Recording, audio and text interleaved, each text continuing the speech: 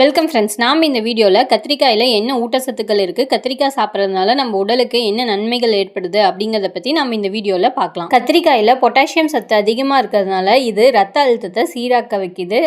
மேலும் கெட்ட கொழுப்பை குறைச்சி நல்ல கொழுப்பை அதிகரித்து இதய ஆரோக்கியத்தை மேம்படுத்துது. கத்திரிக்காயில் அதிக அளவு நீர் சத்தும் நார் சத்தும் இருக்கிறதுனால கத்திரிக்காயை சாப்பிட்டா நீண்ட நேரம் வயிறு நிறைந்த உணர்வு இருக்கும். கத்திரிக்காய் தோலில் நாசுனின்கிற ஆன்டி ஆக்சிடென்ட் இருக்குது. இது மூளை செல்களை பாதுகாத்து நினைவாற்றலை அதிகரிக்க உதவுது.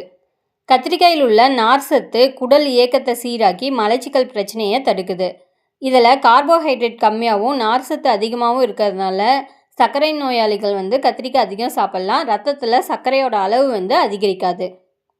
கத்திரிக்காயில் குறைந்த கலோரிஸ் இருக்குது. 100 கிராம் கத்திரிக்காயில் 25 கலோரிஸ் தான் இருக்குது. அதனால் வெயிட் குறைக்கணும்னு நினைக்கிறவங்க அதிக கத்திரிக்காயை சாப்பிட்லாம். வெயிட் கெயின் ஆகாது. கத்திரிக்காயில் vitamin K, folic acid, vitamin C அதிகமாக இருக்கிறதுனால இது வெள்ளை அணுக்களை அதிகரித்து நோய் எதிர்ப்பு சக்தியை அதிகரிக்குது. கத்திரிக்காயில் ஆன்டி ஆக்சிடென்ட்ஸான குளோரோஜெனிக் ஆசிடும் ஆந்தோசைனினும் இருக்குது. இது உடல் வீக்கத்தை கட்டுப்படுத்தும். சில வகை கேன்சர் வராமல் தடுக்கும். கேன்சருக்கு காரணமான ஃப்ரீ ரேடிக்கல்ஸோட செயல்பாட்டையும் கட்டுப்படுத்தும். நன்றி.